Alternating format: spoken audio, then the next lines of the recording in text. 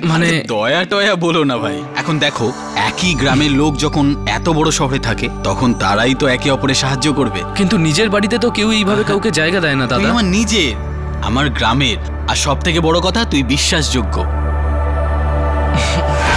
রমেশ এরকম করতে পারে আমি কখনো স্বপ্নেও ভাবিনি ইন্সপেক্টর বাবু। আমি ভাবছি যে আপনার স্ত্রী কেন এরকম করলেন, বাড়ি বেচে দিলেন, ওর সঙ্গে আগ্রা চলে গেলেন, এরকম কেন মিস্টার অশোক?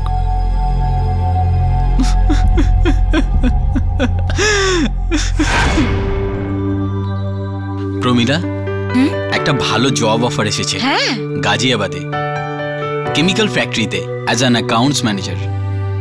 Very good. মানে শহরের চাকরি, তারপর শহরের মেয়ে? না, গ্রামের একটা মেয়ে দেখেছি, ভাবছি তাকেই বিয়ে করে নিয়ে যাব, এখনই বিয়ে করে।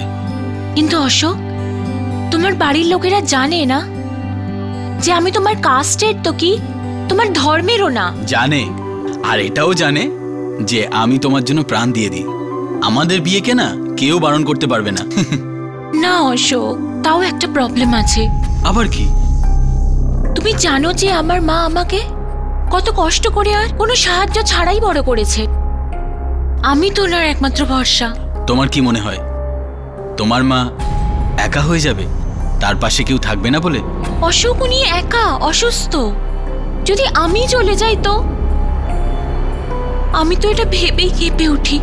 অশোক। প্রমিলা, তোমার মা এখানে একা থাকবেন না, নিজের ছেলের সাথে থাকবে, অশোকের সাথে থাকবে, আর তুমি সব সময় মার সাথেই থাকবে।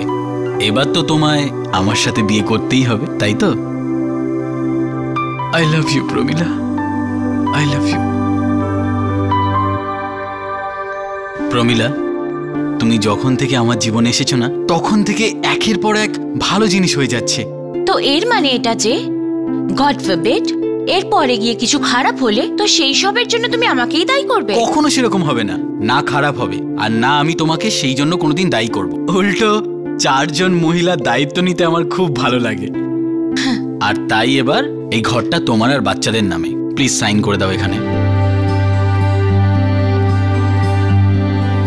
এটা কি পাগলামি অশোক? আমি কোনো সাইন টাইন করতে পারবো না। আই স্বেয়ার, এই ঘরটা শুধু তোমার নামে। আমি যদি তোমার সাথে কোনো অসভ্যতাম করি বা অন্যায় করি বা তোমাকে দুঃখ দিই, তাহলে তুমি আমার এই বাড়ি থেকে একেবারে বার করে দিও, একেবারের জন্য। আমি কিচ্ছু বলবো না। এইসবের দরকার কি আছে? আমার জন্য, কমন, বাচ্চাদের দিব্যি। আমি করব না। আই স্বেয়ার। কি দরকার আছে এটার? মায়ের দিব্যি, প্লিজ। মা, বোঝান না ওকে। মা, করে দাও না প্লিজ। That's nice. খুশি? God bless you my dear. আজ আমার নিজের ছেলে থাকলে সেও হয়তো এত সম্মান ভালোবাসা আমাকে দিত না যতটা তুমি আমায় দাও। Pramila, my dear, you are very lucky. You are such a good type of husband. I am proud of you my son. Thanks God, thanks God, thanks.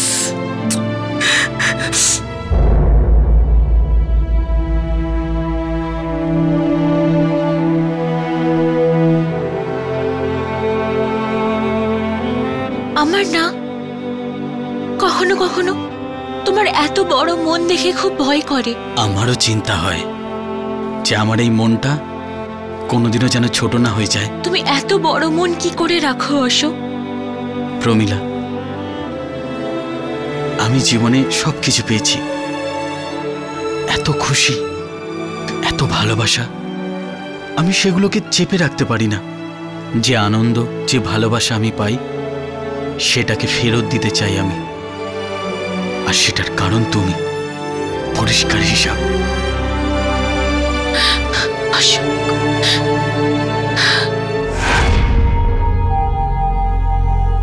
কিচ্ছু ঠিক ছিল না ইন্সপেক্টর বাবু। আমার চোখের আড়ালে জানি না কি কি চলছিল। আমার স্ত্রী, যাকে আমি নিজের জীবনের থেকেও বেশি ভালোবাসতাম, আরেক বন্ধু, যাকে আমি ভাইয়ের থেকেও বড় সম্মান দিয়েছিলাম।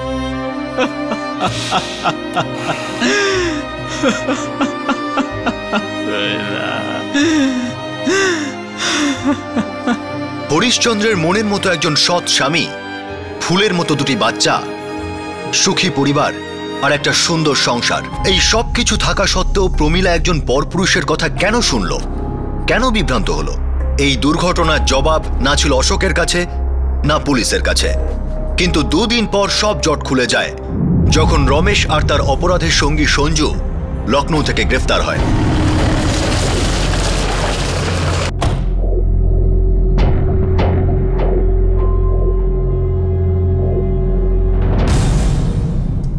যে থালাটায় খেতে দিল সেই থালাটাকে পুরো গিলে নিলি শালা। ভালো বন্ধুর সঙ্গে বেমানি করলি, তার স্ত্রীকে বিভ্রান্ত করলি, তাকে নিয়ে পালিয়ে গেলি তুই। তালি এক হাতে বাজে না সাহেব। বাজে? ওরা শুনবি নাকি সত্যিটা বলবি? সত্যি এটাই সাহেব, যে তালি এক হাতে বাজে না।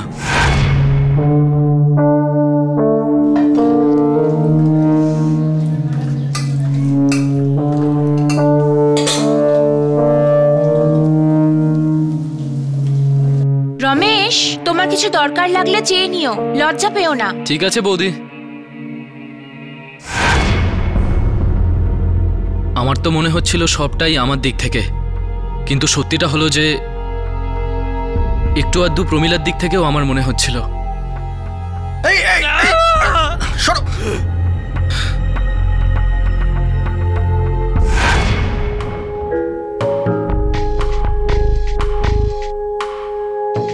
প্রমীলা, সরি বৌদি। না না, কোনো ব্যাপার না। প্রমীলা যদি বলো তাও চলবে, বলো।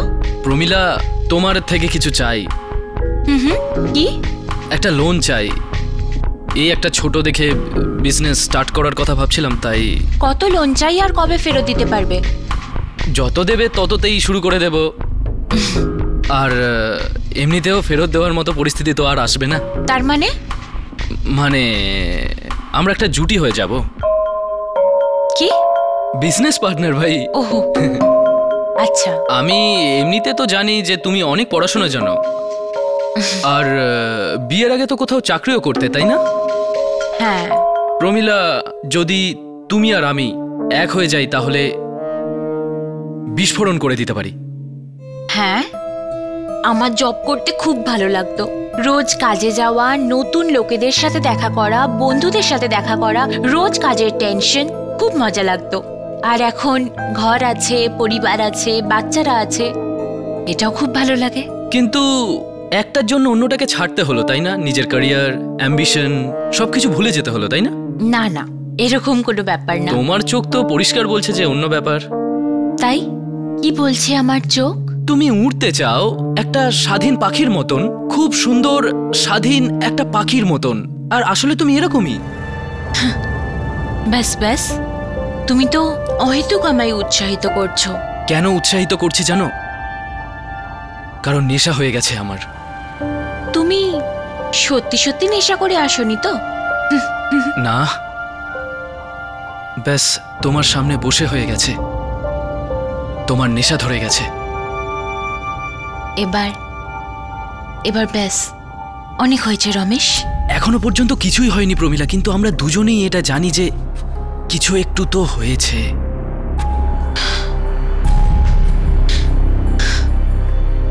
তোমার চোখ পরিষ্কার বলে দিচ্ছে তুমি আমার চোখে সেই ভালোবাসা, সেই উন্মাদনা দেখতে চাও যেটা তুমি বহু বছর ধরে পেতে চাও। আমি কারো স্ত্রী হই। তুমি মাও, কিন্তু তার আগেও তুমি একজন খুব সুন্দরী মহিলা যার জন্য আমি জীবন দিতে পারি। আর যতদূর আমি বুঝতে পারছি তুমিও আমায় পছন্দ করতে শুরু করেছো, এটা তোমার চোখ বলছে।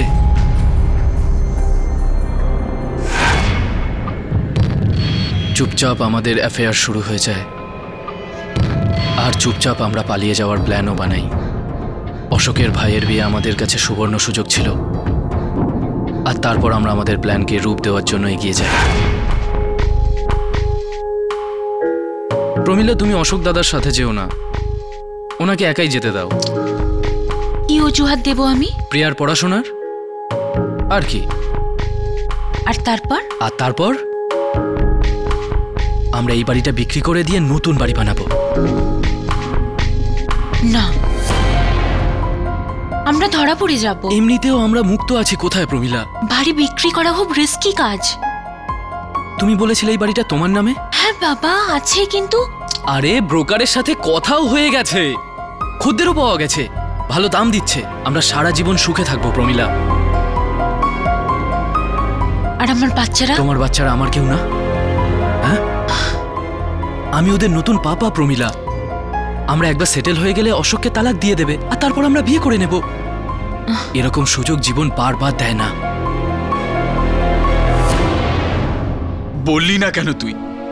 আমি তালাক দিয়ে দিতাম, বাড়ি দিয়ে দিতাম, সবকিছু দিয়ে দিতাম। মেরে কেন ফেললি ওকে? কারণ আমি তো ভালোবাসতাম শুধু আপনার বাড়িটাকে, আর সেই বাড়িটাকে বিক্রি করে পাওয়া টাকাকে। বৌদি তো শুধু একটা মাধ্যম ছিল। আচ্ছা রমেশ দাদা, 25 লাখ টাকাটা সেফ আছে তো? 25 লাখ টাকা একেবারে সেফ আছে। আর মহিলা আর বাচ্চারা? মহিলা আর বাচ্চাদের মেরে রাত্রিবেলায় টাকা ভাগ করে নিয়ে পালিয়ে যাব।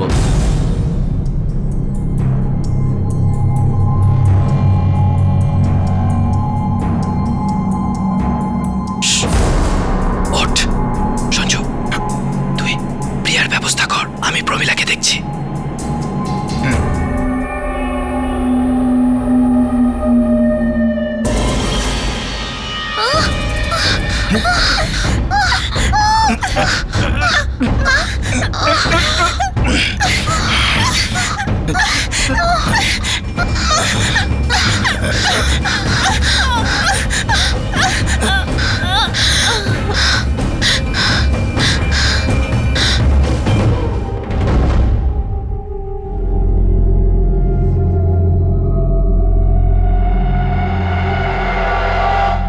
রমেশ, ওই ছোটটাকে ছেড়ে দে, খুব ছোট, এ তো কিছু বলতেও পারবে না।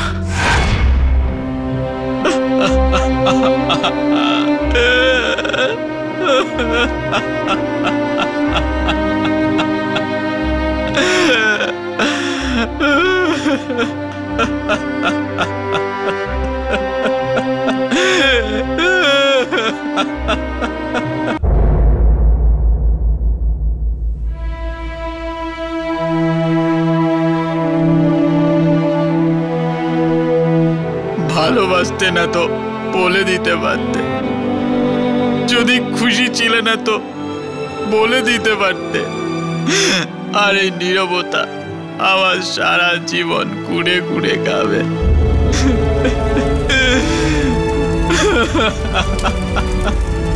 আমার বাচ্চা।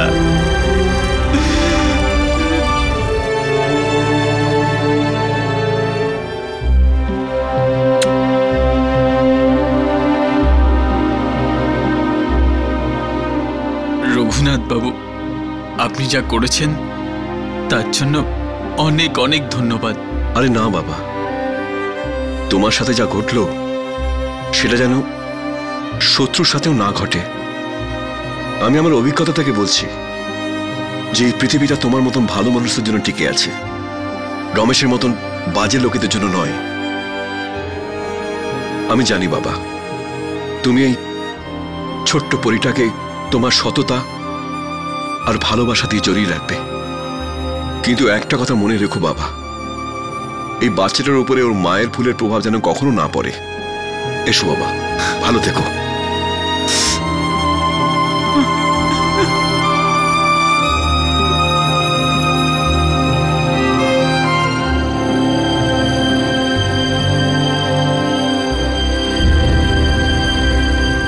এই কেস বিশ্বাসঘাতকতা আর প্রবঞ্চনার উদাহরণ। একজন বন্ধু তারই বন্ধুর পিছনে ছুরি দিয়ে আঘাত করে তার পুরো পরিবারকে ধ্বংস করে দিল। অশোক এই মুহূর্তে তার 3 বছরের মেয়ে পূজার সাথে জীবনে ছড়িয়ে পড়া মুহূর্তগুলোকে জড়ো করে আবার ভালোবাসার আশ্রয় বানাবার চেষ্টা করছে। এই কেসটা দেখে আমাদের এটা বলা তো ঠিক নয় যে বন্ধুদের কখনো সাহায্য করা উচিত নয়, কিন্তু হ্যাঁ, একটু দূরত্ব, একটু বিচার আর একটু বুদ্ধির প্রয়োজন। কারণ পিছন থেকে আঘাত তখনই হয় যখন আমরা কাউকে পেছনে কিছু করার সুযোগ দিই। আবার আপনাদের সঙ্গে দেখা হবে, ততক্ষণ নিজের খেয়াল রাখবেন, সুরক্ষিত থাকবেন। জয় হিন্দ।